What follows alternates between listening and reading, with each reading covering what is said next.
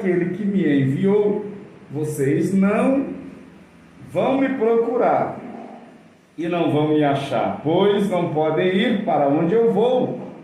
Então os líderes dos judeus começaram a comentar: para onde será que ele vai que não poderemos achar? Será que ele vai morar com os judeus e morar no estrangeiro? Será que vão ensinar os não-judeus? Será que ele quis dizer quando afirmou: vocês vão me procurar e não vão me encontrar, pois não podem ir para onde eu vou? Verso 45: os guardas voltaram para o lugar onde estavam os chefes, os sacerdotes e os fariseus, e eles perguntaram: por que vocês trouxeram aquele homem? Eles responderam: nunca ninguém falou como ele. Então os fariseus disseram aos guardas: será que vocês também foram enganados? Por acaso alguma autoridade ou algum fariseu creu nele? Essa gente que não conhece a lei está amaldiçoada por Deus. Mas Nicodemos, que era um daqueles que certa ocasião havia falado com Jesus: de acordo com a nossa lei, não podemos condenar um homem sem ouvi-lo primeiro e descobrir o que ele faz. Por acaso você também é da Galileia? Perguntaram eles. Estude as Escrituras Sagradas e verá que da Galileia nunca surgiu nenhum profeta. O que me chama a atenção no texto que ora lemos é que os fariseus estavam muito mais preocupados naquilo em que Jesus falava do que aquilo do que Jesus fazia. Os fariseus estavam muito preocupados com a vida pregressa de Jesus do que propriamente dito com os atos que ele falava. Você veja que a Bíblia vai dizer que eles ficam com ciúme, com inveja, quando está ouvindo que Jesus está fazendo maravilha e o povo está comentando. O povo está falando, o povo está comentando: olha o que Jesus fez, olha o paralítico levantou, olha o surdo que ouviu, olha o cego que enxergou. Mas a preocupação dos fariseus não era com isso. A preocupação dos fariseus era saber se ele de fato estava ferindo a lei de Moisés, se ele estava pregando contra a lei, se ele estava se deslizando em alguma palavra. Haja vista que nos dias odiernos que estamos vivendo também não é diferente. As pessoas estão muito mais preocupadas com o erro que acontece, que a gente erra, com o erro que o líder erra, com o erro das pessoas, mas elas estão muito mais preocupadas com isso do que aquilo que Deus faz através do pastor, através do líder. O líder pode acertar 99%, que as pessoas não lembram dos acertos, mas se ele errar em uma palavra, ele é julgado e apontado por causa disso. Então eles estavam preocupados para ver se Jesus ia errar em alguma coisa que ia ferir a lei, para eles poderem ter uma oportunidade de sacrificar o mestre. Aí os fariseus ouviram a multidão ovacionando. Por quê? Porque Jesus só vai aonde alguém necessita, alguém procura, alguém bate. Apocalipse 3:20 está escrito, na palavra de Deus está escrito: se alguém ouvir a minha voz, porque eu estou à porta e bato, se alguém ouvir a minha voz e abrir a sua porta, eu entrarei e cearei com ele, ele comigo. Então, de fato, Jesus é uma pessoa educada. Jesus não entra na casa, na vida, no casamento, nos negócios de ninguém sem ser convidado. Primeiro ele quer ser convidado. Quem entra sem ser convidado na casa de alguém é o diabo. Porque o diabo ele entra por qualquer brecha que tiver. O diabo entra por qualquer lateral que tiver aberta. Ele entra pela porta da frente, ele entra pela porta do fundo, ele entra pela janela, ele entra pelo telhado, ou seja, aonde tiver uma brecha ele entra. Jesus não. Jesus é uma pessoa educada. Ele disse: eis que eu estou à porta e bato. Se alguém ouvir a minha voz e abrir a porta, então eu entrarei. Então Jesus, ele só entra na casa que tem convite. Ele só entra na vida de alguém que está precisando, de alguém que está clamando, de alguém que está desejoso. Ele entrou na casa de Zaqueu, porque Zaqueu queria, porque Zaqueu desejava, porque Zaqueu pedia. Então, os fariseus estão preocupados agora, porque Jesus está conquistando a multidão. Jesus vem na contramão da lei. Jesus vem na contramão da história, daquilo que era, aleluia, abstrato. Não, Jesus vem com concretividade, operando milagre, fazendo sinais. A lei diz que não podia curar no sábado, Jesus cura no sábado. Jesus vem pregando tudo que eles, Jesus vem desconstruindo tudo que eles haviam construído. A lei dizia que não podia tocar em coisa morta. Jesus chegava e tocava no esquife, tocava no morro. Então Jesus vem quebrando o protocolo. Ei, meu amigo, Jesus, ele é especialista em quebrar protocolo. Jesus é especialista em quebrar protocolo. Ele quebrou o protocolo para entrar na sua casa, na sua vida. Então, ele disse, um convite ele fez, certo dia a multidão. Ele diz: eis, aleluia, se você está cansado, sobrecarregado, oprimido, então, tomai de mim, aprendei de mim, vinde a mim, todos que estáis assim, e eu vos aliviarei. Esse é o convite de Jesus. Essa é a proposta do céu. Essa é a proposta para a sua casa. Essa é a proposta da sua vida. Se você está preso, pastor, mas eu estou livre, mas está preso nas drogas, está preso na prostituição, está preso na mentira, no engano, está preso nas coisas desse mundo, está preso nas dívidas, está preso em tantas coisas. Aí Jesus disse: se você está preso, Jesus é a libertação, Jesus é que muda. Então os fariseus estão preocupados, porque Jesus está articulando bem no meio do povo, e tudo que Jesus faz vem contradizer. Por quê, pastor? Porque eles pregavam uma coisa, mas não viviam. Eles colocavam um cargo nas pessoas, mas eles mesmos não faziam. Eles mesmos não conseguiam carregar. Eles mesmos não conseguiam. Então, a Bíblia vai dizer que Jesus entra na contramão da história, fazendo tudo que eles não faziam. E Jesus vem pregando e vivendo tudo que ele falava. Então era uma ameaça para os saduceus, para os judeus, ou para os fariseus. Era uma ameaça para os sacerdotes. Porque os sacerdotes colocavam pedra nos ombros, jugo na vida das pessoas, mas eles mesmos não conseguiam, eles mesmos não faziam. Jesus foi obrigado a falar: não é lícito, ou João Batista foi obrigado a falar: não é lícito te possuir a mulher do teu irmão, porque está escrito na lei: não cobiçarás a mulher do próximo. Mas só que eles não viviam. Eles não viviam as verdades da Bíblia, a verdade da lei. Eles eram pegos naquilo que eles condenavam. Aí agora a preocupação é porque Jesus prega e vive, e Jesus começa a fazer o que ninguém fazia. Então eles contratam os guardas e mandam aí prenderem Jesus. Vão escutar a mensagem, pegar aquilo que é negativo, e através da falha de Jesus vocês vão prender e trazer. E os guardas foram. Só que os guardas foram surpreendidos, porque a presença de Deus, ela é tremenda nas nossas vidas. Ela muda caráter. A presença de Deus transforma. Ela põe em liberdade os que estão presos.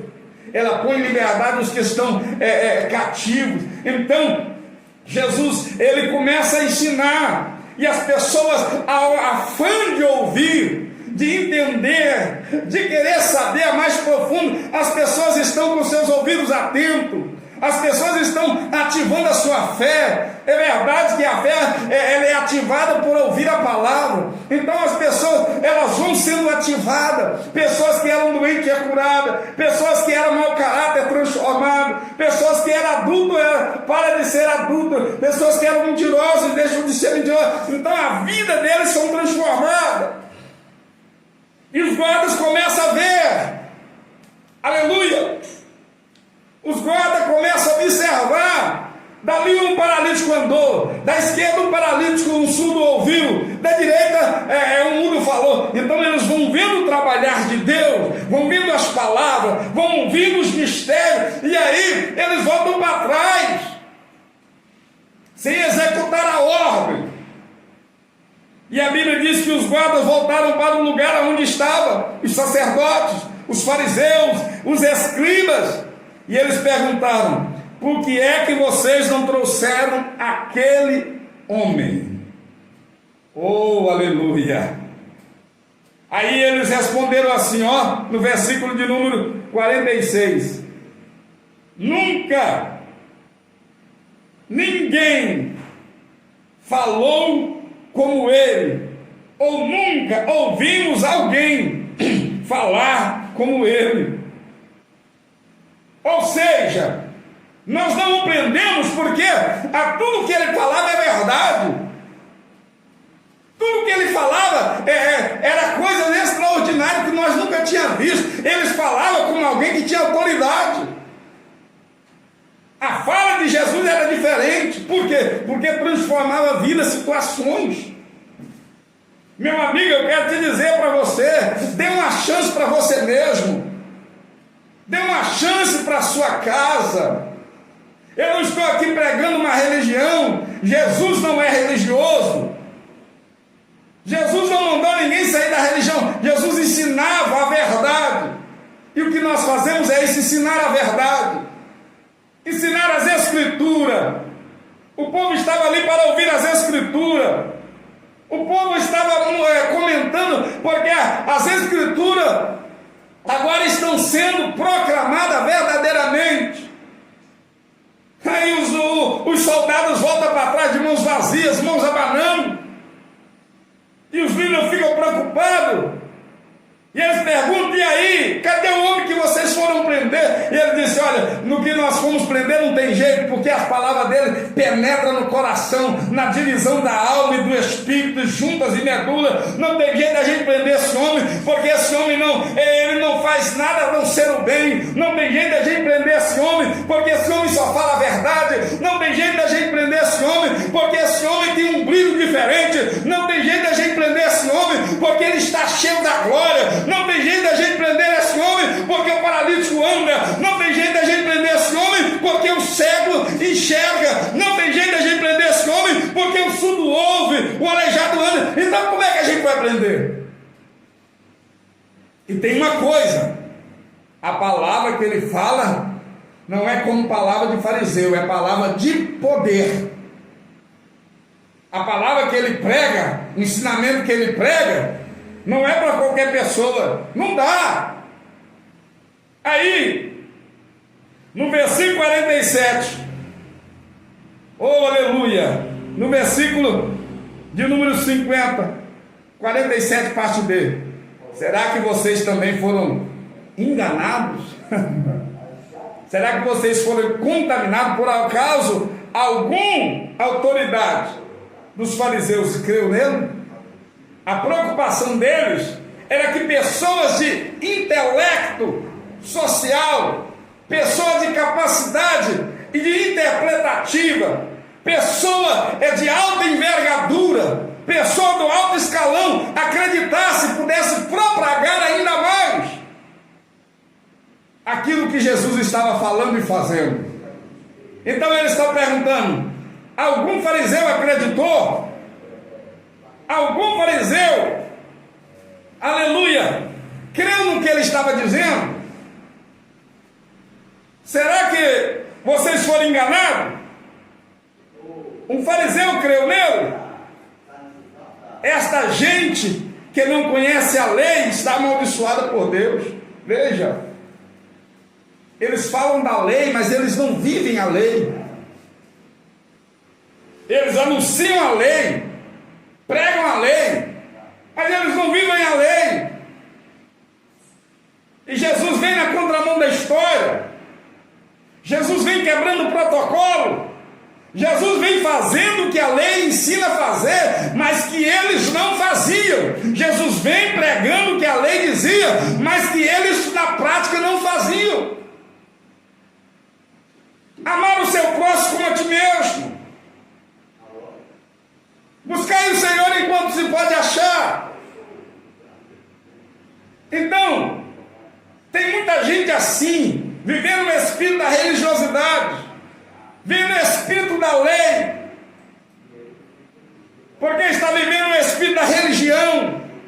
Meu amigo, Jesus não te convidou para ser religião primeiro, porque religião é canoa furada. Se você entrar dentro, ela afunda e te leva para o inferno. Não.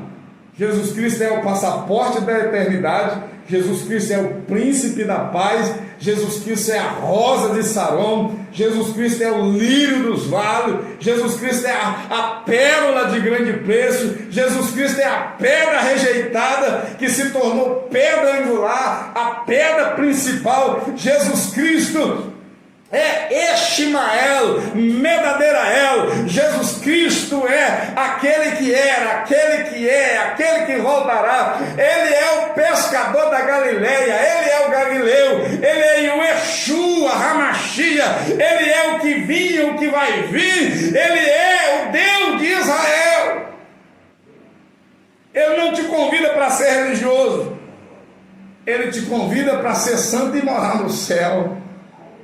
Os judeus, os fariseus estão preocupados com as coisas terrenas. Jesus está preocupado com as coisas celestiais. Os fariseus estão preocupados com a política de Herodes, com a política da terra. Jesus não. Jesus está preparando o povo para morar numa outra eternidade, numa outra dimensão. Pastor, Jesus está preparando o povo para que não se perda na sua eternidade. Por quê?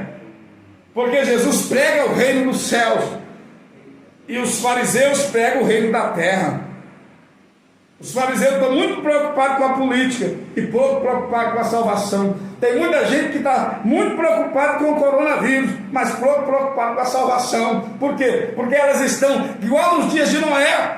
A Bíblia diz que a vinda do Senhor se dá como nos dias de Noé. Todo mundo dando-se casamento, bebendo cerveja, bebendo cachaça e não está nem aí. É como se nada tivesse acontecendo. Ei, deixa eu te dizer uma coisa.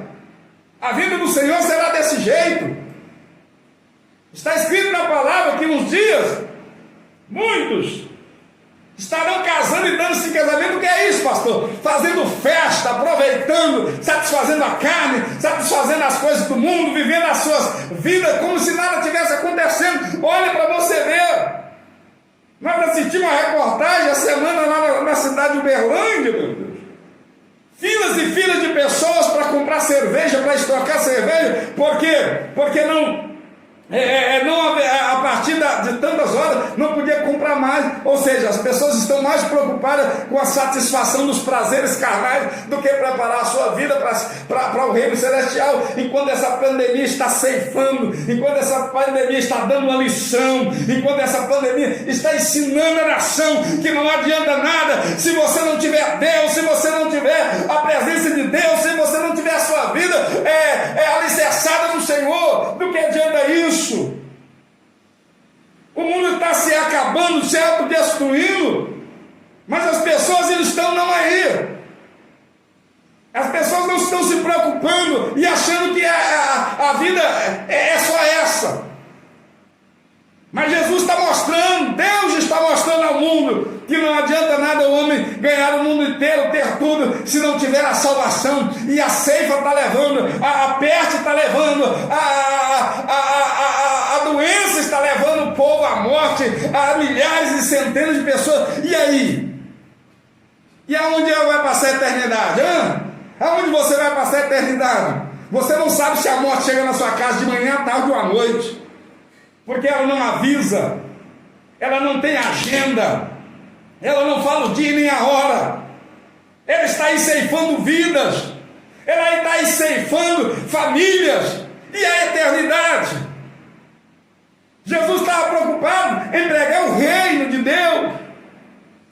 Jesus estava preocupado em pregar a salvação, a eternidade. Os fariseus estão preocupados com as coisas da terra. Parece que nós vivemos nos dias que estão antecedendo verdadeiramente ao arrebatamento da igreja, a salvação do povo. Meu Deus, as pessoas não estão nem aí. As pessoas desobedecem, elas não querem saber. Mas aí eu te pergunto, e a eternidade? Você vai passar ela com Deus ou sem Deus? Me responde, se é que você pode. Você vai passar a sua eternidade com Deus ou sem Deus? Sem Deus é inferno, não tem outra palavra não. Com Deus é céu, com Deus é maravilha, com Deus é delícias, mas o inferno é sofrimento, ranger. Pastor, o inferno não existe. A maior arma que o diabo já fez foi essa. A maior arma que Satanás implantou no mundo foi essa, de que o inferno não existe. Porque fazendo a pessoa não crer que o inferno não exista, ele tem liberdade para levar as pessoas a rodo. Ele tem liberdade para fazer as pessoas deixarem de acreditar na palavra de Deus.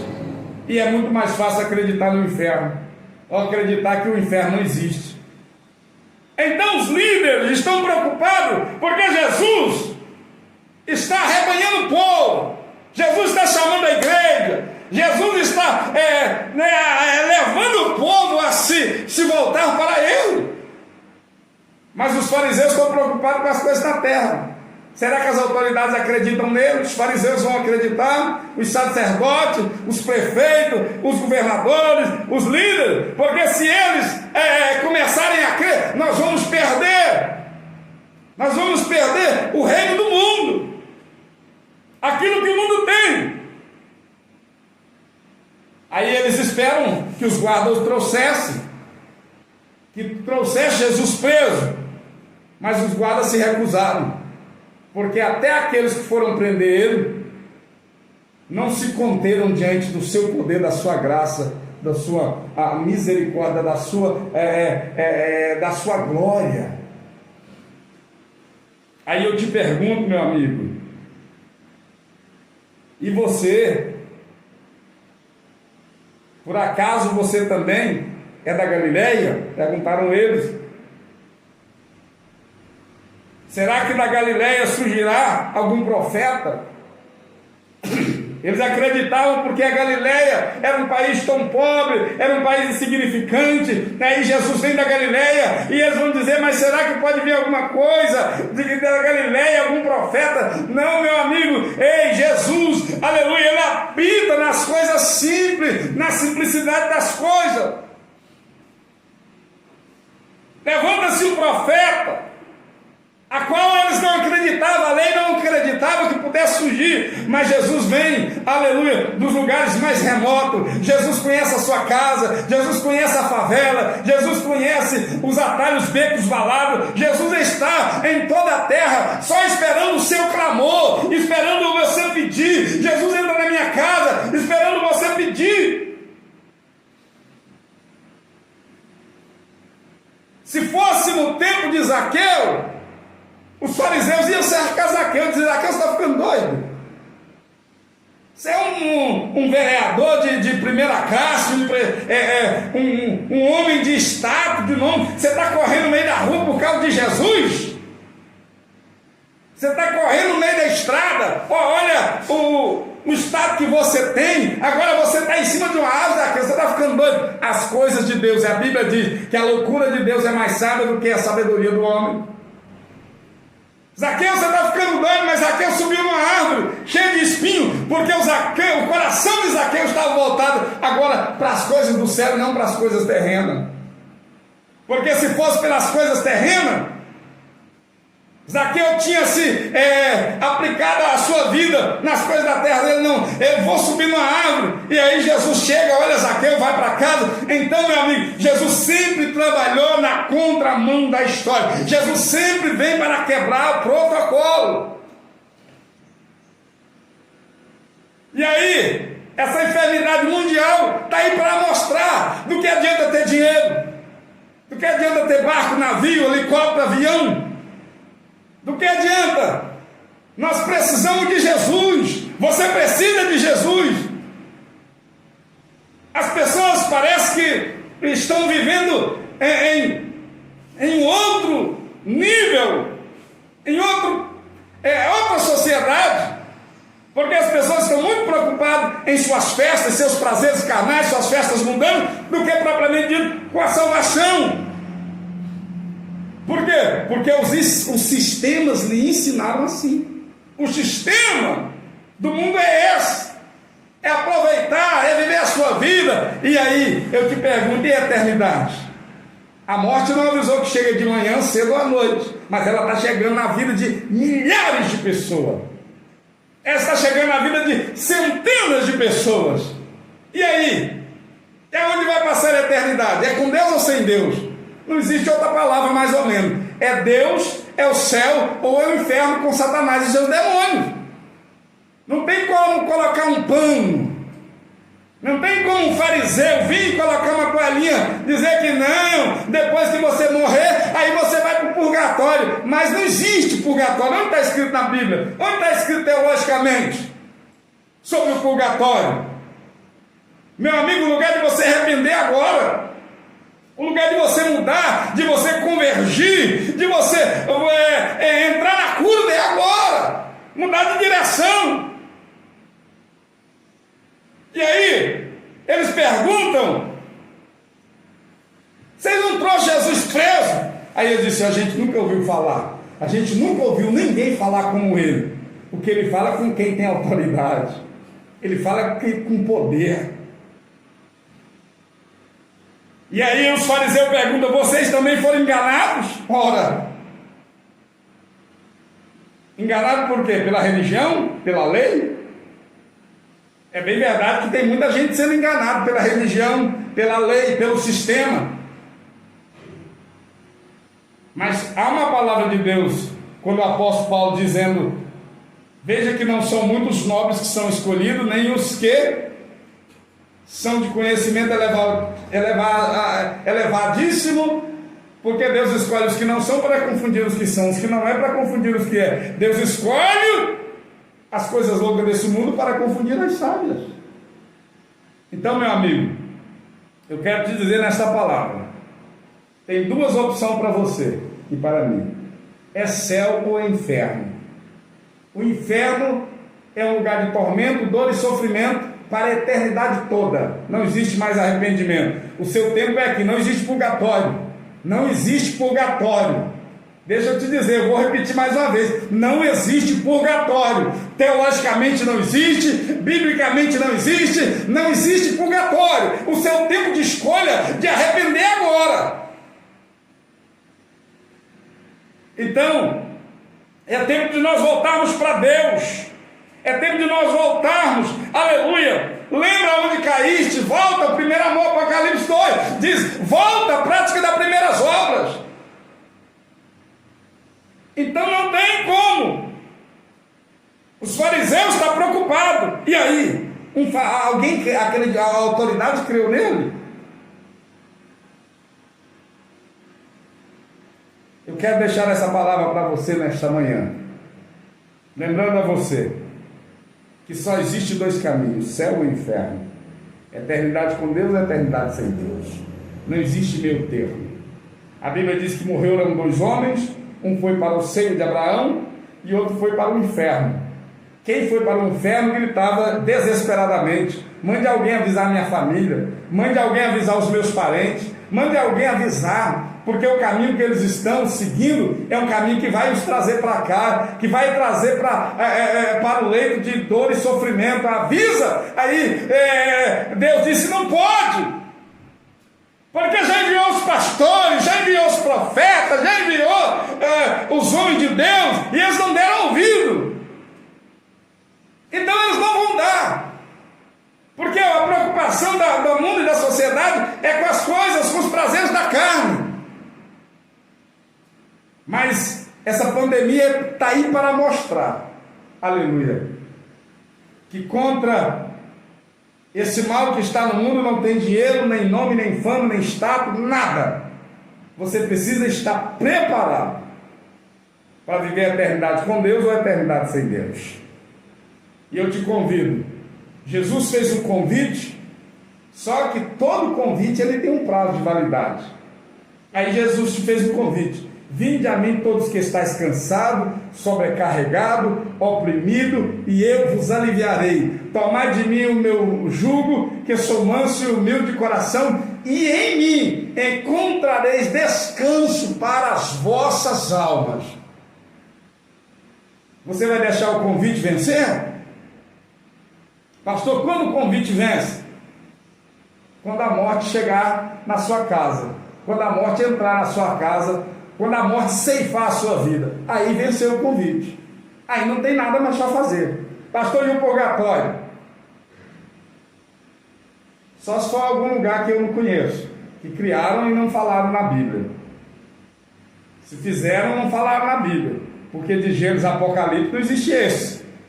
Então você tem a eternidade com Deus ou a eternidade sem Deus?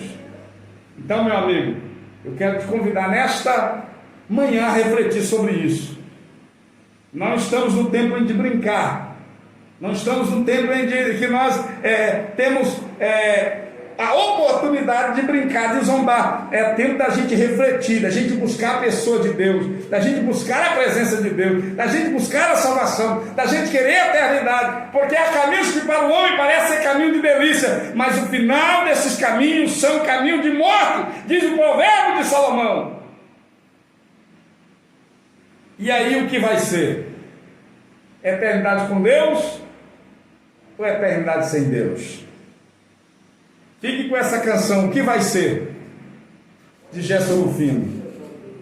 Eternidade com Deus ou eternidade sem Deus? Eu quero te convidar a refletir. É sem Deus ou é com Deus? Porque se é com Deus, meu amigo, então você precisa aceitá-lo. Você precisa dizer: Senhor, eu te aceito como o Salvador da minha vida. Senhor, eu te aceito como o sustentáculo da minha casa. Senhor, eu te aceito como o Senhor que vai mudar a minha história. Senhor, eu te aceito como o Senhor que pode mover sobre a minha casa. Senhor, eu te aceito como o único e suficiente Salvador da minha vida, da minha casa, da minha família, dos meus parentes. Eu te aceito. Para que você tenha eternidade com Deus ou sem Deus. O que vai ser? É com Deus ou é sem Deus? É céu ou inferno? É Deus ou é Satanás? Não se pode servir dois senhores. Não se pode beber da água de uma fonte de duas águas, amarga e salgada. Ou é doce ou é salgada. Não existe meio termo. Não existe em cima do muro. Porque até o muro é de Satanás. Até o muro é de Satanás. Tem pessoas que, pastor, eu não falo mal de ninguém, eu não critico ninguém, não faço isso, não bebo, não fumo, mas você está em cima do muro, e o muro é do diabo. O próprio muro é de Satanás, porque quem anda em luz não vive em treva. Quem aceita, aleluia, aleluia, para morar no céu tem que aceitar e se tornar filho, não criatura. Quando você se torna filho, você não é mais criatura. Então eu quero te convidar nesta manhã a refletir nesta palavra. O que vai ser? É sem Deus ou com Deus? É céu ou inferno? É verdade ou é mentira? É engano ou é sabedoria? Porque os sábios não errarão o caminho. Os sábios entenderão que Ele é fiel. Amém? Em nome de Jesus. Daqui a pouco nós voltamos com a oração para a sua vida, a sua casa. Em nome de Jesus. Ouça essa canção e seja edificado por ela em nome de Jesus.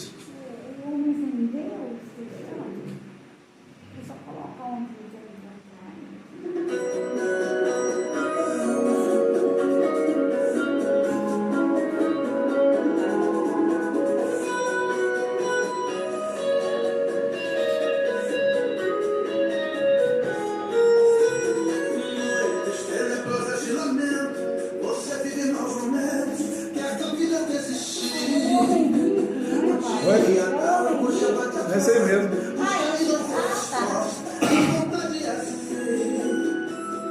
Anda pela casa, noite inteira, procurando novamente.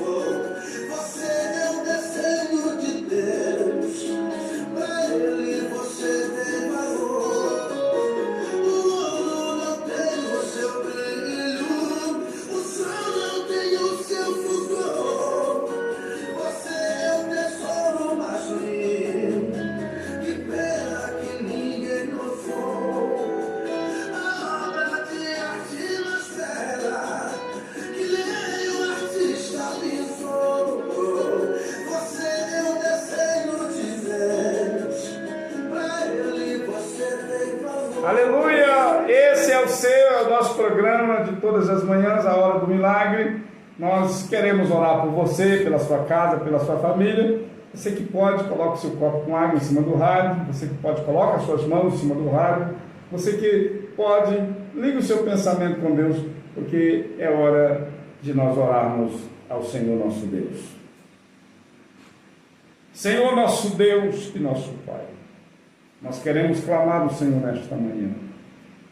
Meu Deus, nós sabemos que há milhões de pessoas que estão sendo ceifadas por essa enfermidade mortal. Mas queremos pedir, ó Deus, o teu socorro e clamar a Ti, meu Deus, em favor desta casa, desta família. A Tua palavra diz, meu Deus, se o meu povo que se chama pelo meu nome se humilhar, orar,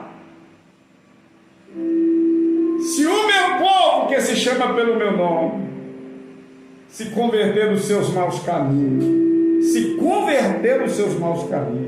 ajude, meu Deus, essa pessoa a converter, ó Deus, a sua casa, a sua família, ó meu Deus, o seu caráter. Ajude essa pessoa, meu Deus, converter, meu Deus, a sua vida. Então o Senhor fez a promessa e o Senhor cumprirá. Então eu virei dos céus, perdoarei os seus pecados e sararei a vossa terra. Deus, eu oro pela casa desse homem. Eu oro, meu Pai, pela saúde desta mulher.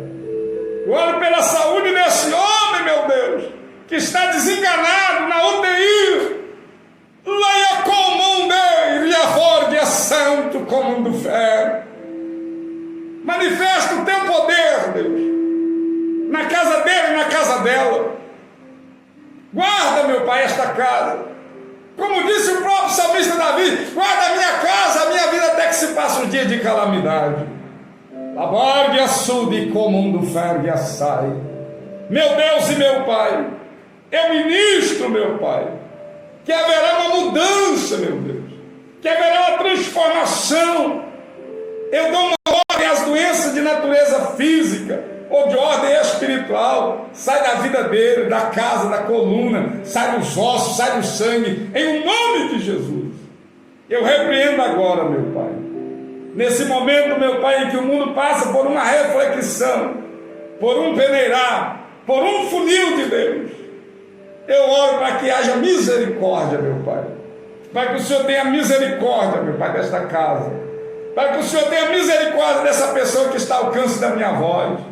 Meu Deus, move a tua mão, repreende a fúria do adversário. O Senhor não tem prazer na morte do ímpio, meu Pai, mas se alegre com a colheita do justo.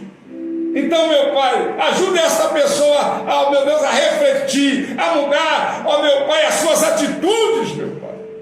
Meu Deus, eu oro e ministro, que haja paz, que haja saúde, que haja restauração, que haja esperança, no poder do nome de Jesus, para a glória e para a honra do teu nome. Eu consagro esse copo com água, e ele não será apenas uma água, mas um santo remédio. Quando essa pessoa beber, meu Pai, ela encontra saúde, ela encontra libertação, em nome de Jesus. Amém e graças a Deus. Nós vamos ficando por aqui, o programa A Hora do Milagre, e você pode estar conosco amanhã, às 9 horas da manhã. Eu estarei de volta com toda a equipe de fé. Deus abençoe e fiquem todos na paz do Senhor Jesus. Você está seguro.